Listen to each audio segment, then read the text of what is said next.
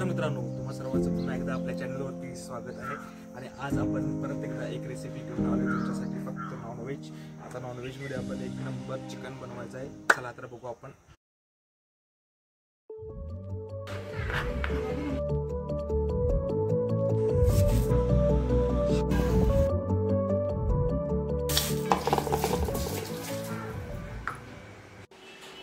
हे स्वच्छ धुतलेलं आपलं चिकन आहे, याला आपल्याला आता ह्याला मॅरिनेट करायचं आहे. आणि मॅरिनेटला काय काय आपण मसाले वापरतो, काय काय करतो, आता ते किरकोळ आपण तुम्हाला सांगतो मी.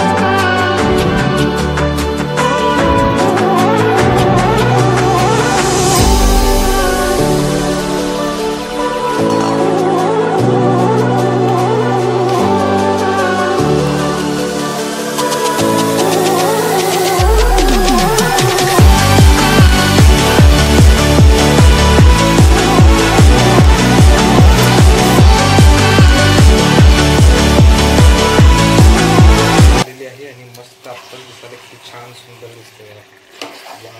फॅबुलस वास सुटला तुम्हाला कळणार नाही. आता मस्त याला झाकून ठेवूयात थोडा वेळ. ओके.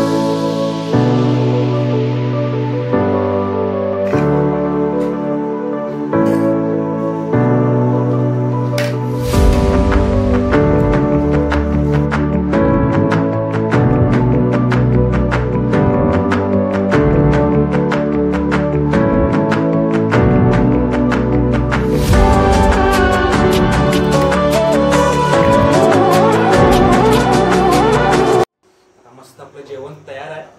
जेवायला बसले आपण. वास बीस करणार गेला मगापासून ऑर्डर करतो सकाळी. गरम गरम असल्यामुळे जरा येणं झाली का.